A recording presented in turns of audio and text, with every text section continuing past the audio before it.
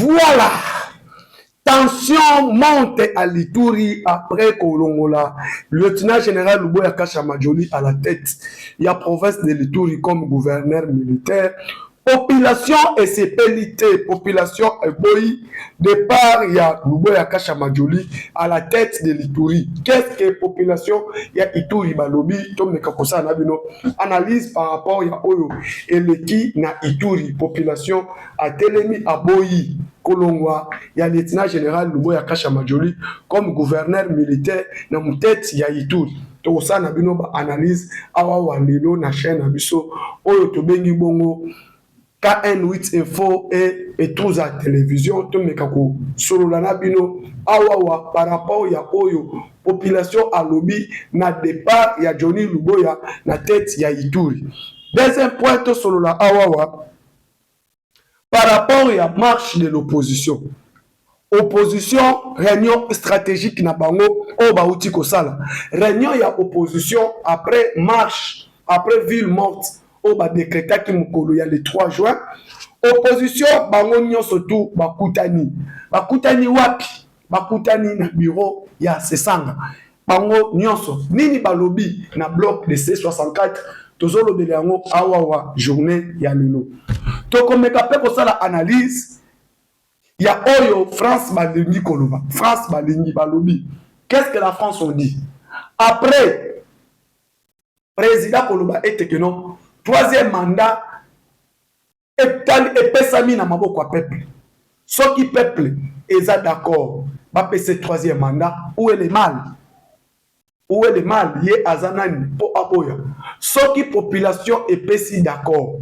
Population endimi pour le troisième mandat, il y a président de la République.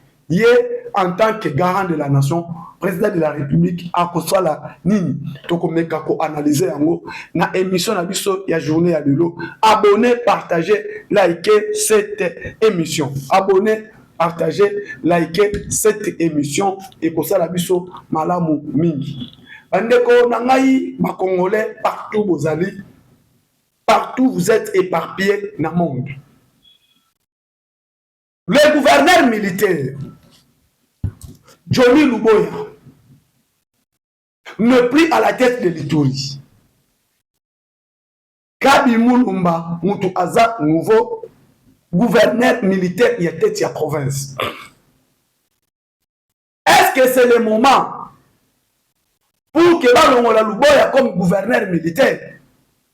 Est-ce que c'est un moment où la population ya Ituri baza d'accord na bolongwi ya Luboya Kasha Majoli comme gouverneur ya Ituri? Population ya Ituri n'est pas d'accord. Pourquoi? Tant que la population est ennemie, population et lobby était que non. Pour nous, le peuple de l'Ituri, nous ne sommes pas d'accord. Il y a départ, il y a Johnny Luboya. Tant la population Ituri et lobby, na oyo Luboya zo sala na Ituri. Na makambo oyo Luboya asala libiso awa na tête ya province de l'Ituri. On n'est pas d'accord de son départ na tête ya province. Na oyo Luboya asali pona bango. Na ta o bafandi na Johnny Luboya. Na ta oyo Luboya asali na tête ya province. Le peuple de l'Ituri à l'unanimité balingi te départ ya Johnny Luboya. Balobi ete départ ya Johnny Luboya. Luboya a yebi. Et Luboya a pacifié cette province.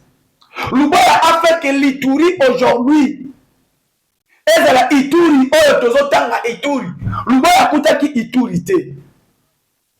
Luboya akutaki la province ezalaki na état moko boye ya kokufa. Province ezalaki susu te. Luboya a fait aujourd'hui batu ba envier Ituri. Lelo batu ba lobela Ituri. Lelo batu ba telema ba beta petolo na muteti ya Ituri. C'est Luboya. na yango nata oyo tozobenga Ituri parce qu'il y a eu quelqu'un qui est allé Luboya Kasha Majoli, le lieutenant général akuti Aru ezalaki baso ya ba groupe armé akuti Mambasa baso ya ba groupe armé akuti Djougou baso ya ba groupe armé akuti Komanda baso ya ba groupe armé akuti donc Mambasa n'en parlons pas. Donc Luboya akuti Ituri ezalaki susu te. Luboya akuti Ituri province ya kokatana.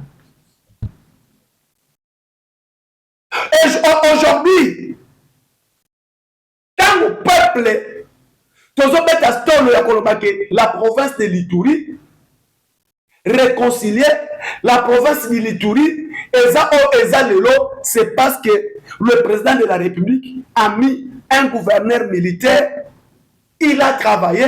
Aujourd'hui, l'Ituri est quand même tozolobela lelo province ya Ituri. C'est parce que Luboya a fait quelque chose à la tête de la province. Sikoyo, le chef de l'État a fait les choix. Le chef de l'État a décidé. Sokoboya o mokonza lobité. Maintenant, nous demandons que la population Ituri, batelemi, balobi, toza d'accord que na départ à Johnny Luboya. Nous ne sommes pas d'accord na départ il y a Johnny Luboya à la tête de l'Ituri. Alongwa, pas remplacer. Biso population to lingi amote. Biso population to lingi amote. Ndeko komona. Après cela, le peuple de l'Ituri, Bayoki.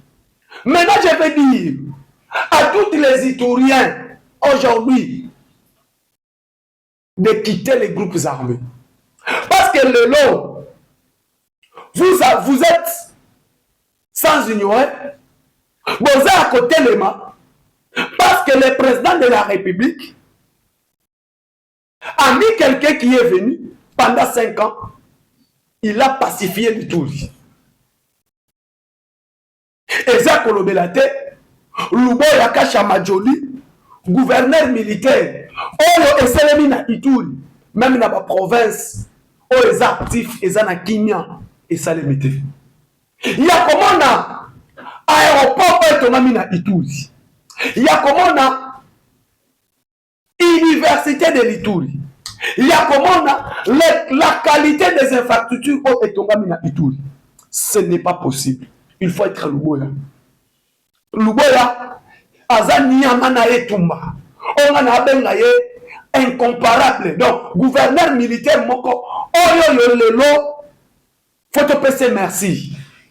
Nayango, le président de la République, Alini Atombo la Luboya. Le chef de l'État veut maintenant Luboya après ça y est eloko moko boy. Oyo ekosala ete population a pacifié sikoyo la République démocratique du Congo. Parce que na Ituri, il a fait quelque chose. Akuti, les groupes armés actifs, Komanda, Yakolobelate, Kodeko, Ezalaki Fort, Akuti, les ADF Nalu, bloqué province. Akuti, Zahir, Yakotelema. Akuti Seder, Yatoma Lubanga, Yakotelema. Akuti, le Maïmaï, Akuti conflit, et Malendu, na katia province de l'Ituri. Tala eloko Luboya Akuti. Qu'est-ce que Luboya a fait aujourd'hui? Luboya a bandina nous neutraliser tous les groupes armés dans la province. Il a neutralisé d'abord les groupes armés actifs à la tête de la province. A neutralisé les groupes armés dans la tête de la province. Tous les groupes armés actifs, Luboya a neutralisé les groupes armés. Après qu'on neutralisait les groupes armés, Luboya a restauré l'autorité de l'État dans la province de l'Ituri. Aujourd'hui, nous parlons de la province de l'Ituri parce que quelqu'un qui a fait. Le général Kasongo Mulumba a remplacé Luboya. Au côté de la tête de la province de l'Ituri, il n'y a pas d'insécurité. Au côté de la tête de la province de l'Ituri, tout est nyonso ezongi na nzela. Nyonso ezongi na nzela. Donc au côté de groupe armé, au côté province moko occupée par les groupes armés ezate, au côté nyonso tout eza ezongi na nzela. Et là quand on koye bisayo, musala o Luboya asali. O Luboya asali na tête ya province. Tolingi koyoka te que Ituri lobby. Oh non, tel coin, tel territoire, va récupérer par tel groupe armé. Tout le là, mais te le lit un constant dit malongwaki. Tolingi ko le la tendenge te le là qui un constant dit malongwe na gouverne comme gouverneur militaire ya province ya Nord Kivu. Le lot au Kouti province eza actif.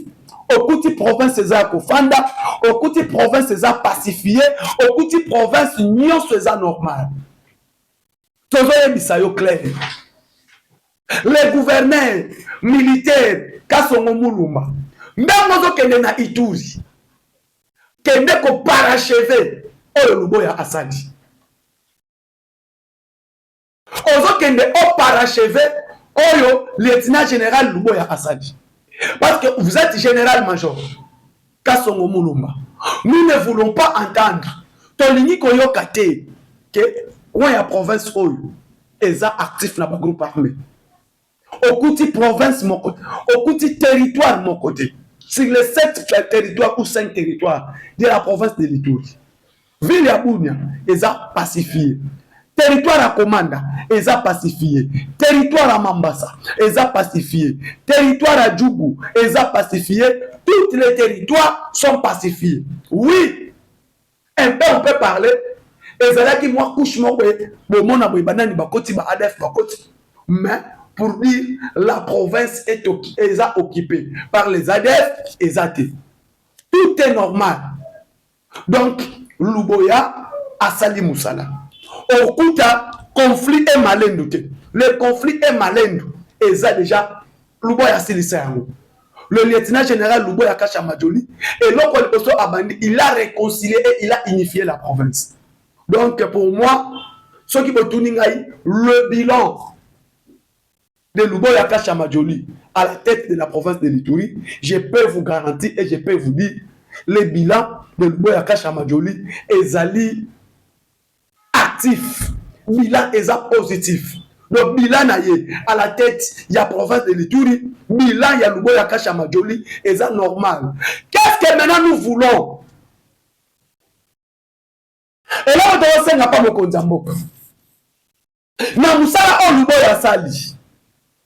De nommer Luboya Kasha, chef d'état-major général, soit à son commandement des opérations et renseignement militaire, il y a République, soit 0D de l'armée, soit dans la maison militaire, soit dans chef d'état-major général. Donc, n'a pas été sous haut officier, parce qu'il est 3 étoiles. Quand même. Parce que depuis Ni Malongwa, na tête de la province, peut-être le président de la République m'a fait un rapport à ma vie, dans ma service. Le lot,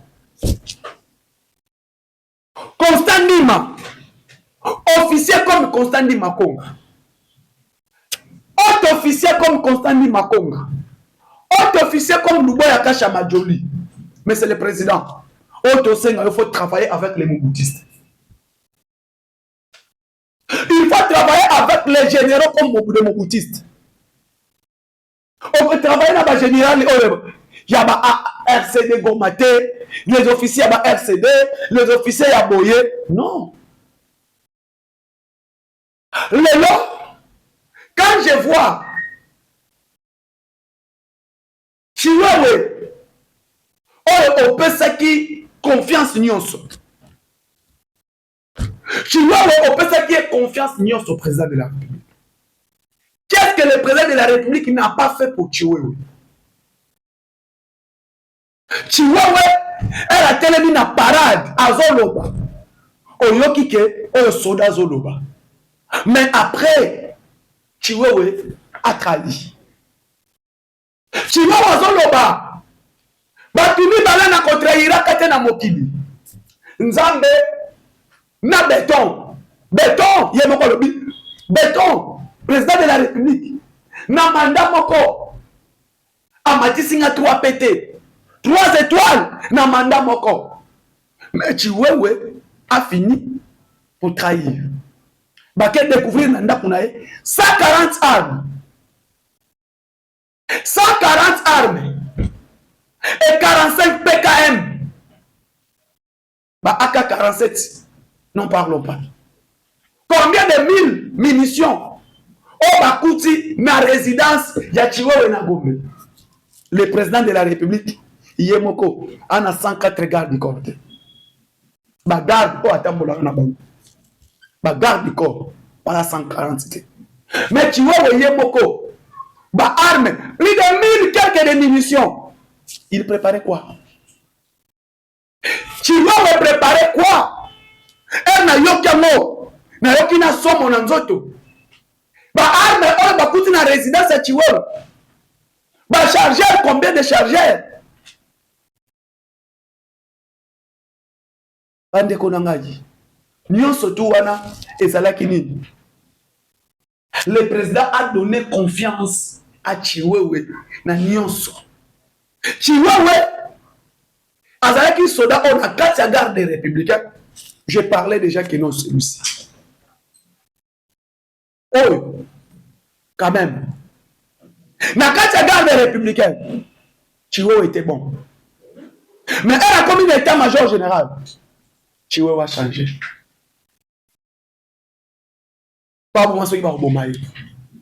Azozo a un message à Pierrot. Azozo a banane. En tant que chef d'état-major, a un groupe armé.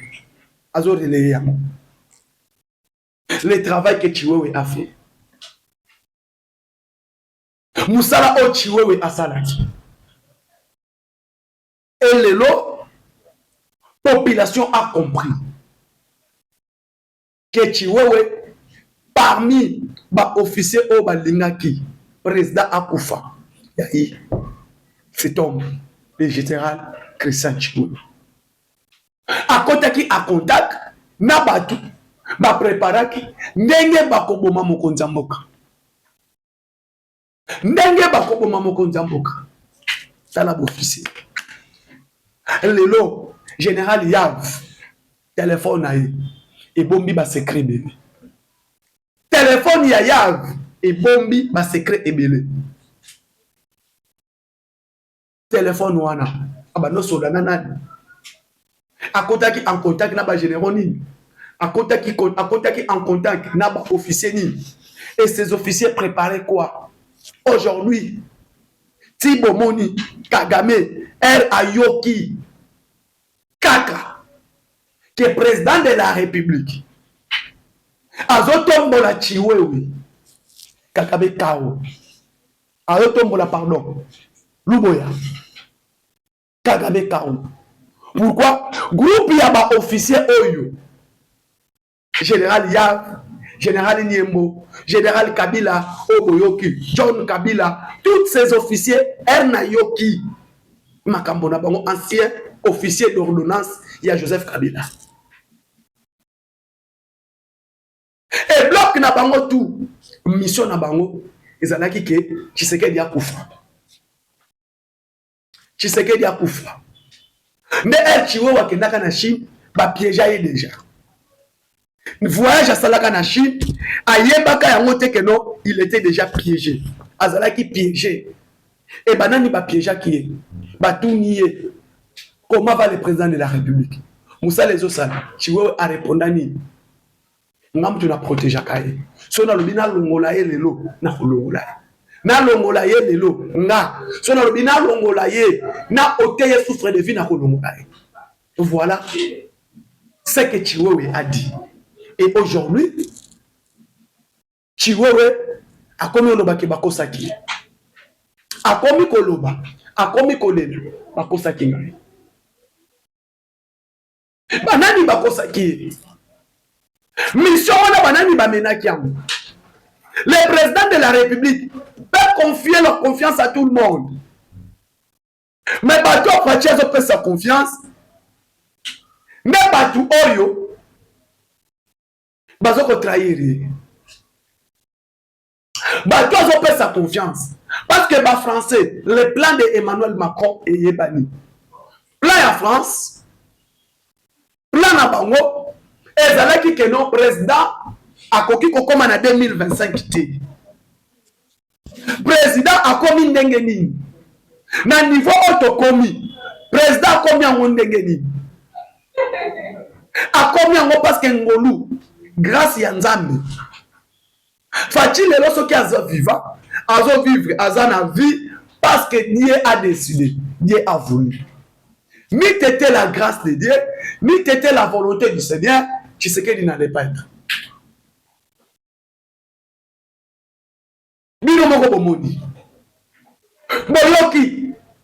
Na premier jour ya audience à Christian Chiwewe. On a voyé bisabino que non. Lelo Nzambe azana makambo na salaka. Réalité ya Nzambe ze Nzambe. Bokoki ko sangana bokoko sala nyonso tu bokoka kusala. Mais soki Nzamba boyi aboyi. Chiwewe a côté en contact, va préparer Batuna Bango, comment va éliminer mon Konzamboka, mais Dieu n'a pas voulu. N'est pas vérité et bimi. Na kati ya ville ya Goma. Si tu as la shit ya Goma, boye, shit ya Goma, banani bakota ki na Goma, nzoka nde Goma bitumba ezalate. Na lobaka yango, na Goma babundite, Goma ekoi ndenge nini. Ndenge nini Goma ekokweya pendant que Goma bitumba ezalaki te. Il y a eu des officiers, Falsi Kabwe était là, na Goma, batu bayebi. Falsi Kabwe azalaka na Goma, commandant des opérations. En même temps, ils allaient na ville à Goma, Goma ekokweya ndenge nini. Nzoka nde Goma bateka yango. Goma bateka yango. Constant Ndima a dit clair, Ndima Konga. Ah oui, je ne sais pas, je n'étais pas été, mais balinga qui n'a été. Balinga qui n'a été. Moi, même dès qu'on a eu au bazana Ituri, balinga qui bisoté. Quand même, surtout moi, j'ai chassé le M23. Jusqu'à que zone sabango bisika bautaki. Na récupéra. Na Bunagan. Après un certain moment, le commandement des opérations armées, bakomi kobenga ngai, bakomi ko interdire nga. Nini, nani bana kobenga ye, état-major général na maison militaire. État-major général na maison militaire. Quand on parle de l'état-major général, c'est qui? C'est le numéro 1 de l'état-major général à l'époque. C'est Christian Chiwewe Shongesha. Christian Chiwewe, Christian Ndayuwele, Frank Tumbabwamunda, lokola ke balinga kite. Lima. Lokola bango bazalaki na mission tokoboma ye après Nyoko comme président de la République. Christian Ndayuwele. Christian Ndayuwele ou Frank Tumbabwamunda. Quand on a lobela bino, ko décorer ba décorer des officiers wana. Na yebisa bino ke ko décorer ba ke décorer c'est des officiers. Je ne suis pas d'accord de ça. Naza d'accord na ngote. Nzokande nazala na raison. Elelo bino moko bozomono. Frank Tumbabwamunda na masambite. Mais oyo katoyoki John Kabila. Tout nani babenga poya na marché. Ba corrompre. Christian Chiwewe. Il est là en état-major, il est aux arrêts. C'est général Niembo. Général Niembo. Et Général Niembo, on a le bac combien de fois? Que directeur, il y a cabinet à Christian Chiwewe. Batuba Loba. Bakobo Mayo, Bako Kangayo. J'ai parlé du directeur de cabinet, il y a Christian Chiwewe. Na le bac Azabiente, Moutouana.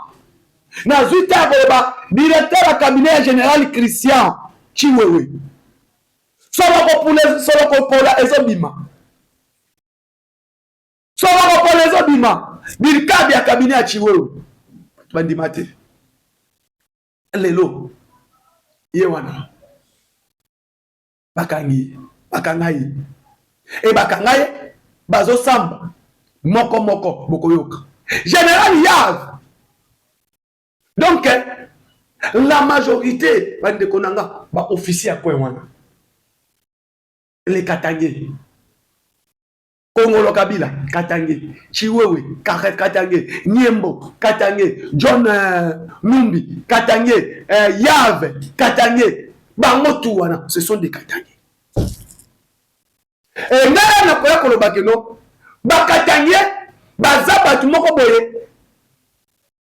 Mboza biente vis-à-vis du président.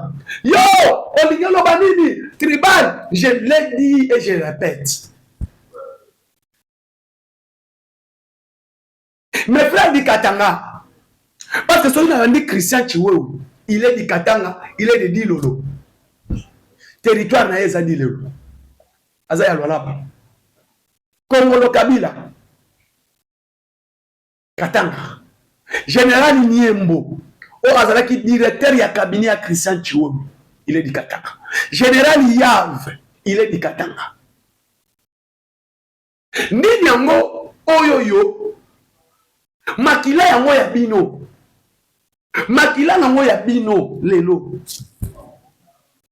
Son atali bien. Félix Tshisekedi a tout donné au Katanga.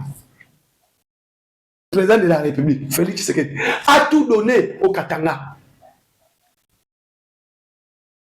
Président a nommé chef de l'état-major général Katanga, a trahi rien. A nommé président du Sénat Katanga, Sama Lukonde. Président du Sénat, premier ministre Sama Lukonde. Directeur du cabinet naye, Guilain Niembo du Katanga. Le président Tshisekedi a tout donné au Katanga. Nasuka, Katanga trahi rien. Lelo, ba officier au ba côté contact ba pour ma chef de l'État. Ils étaient les officiers armés au ba outi na Katanga. Au ba outi na Katanga. Mais malheureusement, mission Nabino est réussir parce que le président Félix Tshisekedi c'est Dieu qui lui protège. Nzambende aboyi. Nzambende aninga kite. Mission Nabino ezala accompli. Nzambe aboyaki. Nzambe alingite. Mission oyabino ezala accompli. Lelo, les M23, baza en débandade. Lelo, planion surtout au salaki na Kagame, planion sur au salaki na mona ancien président Joseph Kabila, plan abino nion surtout au préparaki. Comment vous allez éliminer le président de la République? Nous allons pas confondre bino. Lelo bino ne soza okanga. Et na kokamo. Ko sami sabango. Peine de mort. Et nous surtout pour le baquet, bakosa kinga, bakosa kiyonani. Parce que Chiwewe olobi oko trahira kabatumi bakite. Oko trahir Nzambete, oko trahir Betote, oko trahir Ninite. Mais Chiwewe a fini par trahir. Chiwewe a fini de trahir. Et aujourd'hui, malheureusement, Nzambe tobonde laka, Nzamba boyi. Nzambe aboyi et Nzambe a confondre bino. Situation est en dégâts. Kagame yewana. Awa wabozo yoka. Mulumba. Kasongo Mulumba. O a remplacé Luboya na Ituri. Et Luboya, peut-être, le président l'a promis à PCB. Parce que le lot est à la carte. Chef d'état-major général de l'Est, chef d'état-major général adjoint, chargé des opérations. Et de l'Est, Je vais diriger la troisième zone de défense. Il est de l'Est. Nous allons comprendre, monsieur le président. État-major général. Le mot là, on a besoin de téléphone. Le mot là, état-major général, n'a pas besoin de téléphone. Le cas MP, école Moussous, on peut savoir état-major général. Commandement des opérations et renseignements militaires. Le cas là, école Moussous, on peut savoir. Parce que, on doit vivre les lots. Ça demande le président aux entourer, soit si un mungala l'état-major général, Constantin Makonga, soit Lubo Yakashama et commandement des opérations et renseignements militaires, et ça l'a assuré par un Mukongo ou soit un mungala. Et qu'on a bien. Parce qu'aujourd'hui, vous avez tout donné au Swahilifond et ce Swahilifond vous a trahi. Vous a trahi, surtout nos frères du Katanga. Surtout nos frères du Katanga. Lelo, Gazita, Akoisa, Bukavu. Yav, Ateka, Bunagan, Ateka Massis, Ateka Ruchuru, Général Yav. Et Nayango, Basali Nyonso, on a Mungala o Azaleki à la tête, il y a province, il y a Nord Kivu. Basali Nyonso, pour Constantin Maalongo. Et Constantin Maalongo, pour Bazoua, Bakaba province wana, et Bakaba Yana. Moi, na Museveni, allez jusqu'à ce qu'il y ait un niveau à Koufa. Yemoko a lobby que non, ni nous dérange. Ba vidéo des alliés. Au moins, na Museveni, azolela, ni nous dérange. Alors, le cas que Constant Dima, Azamuto allez si bango mingi, monsieur le président, nommez-les-nous Constant Dima. Na état-major général. Va travailler na Johnny Luboya, va travailler na lieutenant général, na général-major au Azana Congo central, va travailler parce que commandant des opérations, Longola Nyembo au Azawana, Longola général au Azana troisième zone de défense, changer de remaniement et Kotanakatia armée et permettre Bisso de récupérer la localité surtout et permettre Bisso retrait à Bango et Salima parce qu'aujourd'hui, dès que Luboya prend la tête de la province de l'Itourie, Ayebi, Batu Oya Sali Nabango, ça va nous permettre de pacifier cette province. Parce que la province a beaucoup souffert. Le Nord Kivu et le Sud Kivu, les limites. Les limites, pourquoi? Parce que Kagame a n'a pas officier. Mais elle a ça le remaniement de l'armée. Au connommé Batomissus. Oh, Kagame a une difficulté. Pose au téléphone à Beng. Mais c'est le président, il y aura des résultats. Remanier. Le gouvernement peut changer et permettre à Bissot. Merci beaucoup na oyo bozo ko sala, ko s'abonner, ko partager, ko liker et ko sala biso malamu mingi. Abonnez-vous, partagez, likez l'émission. Ciao.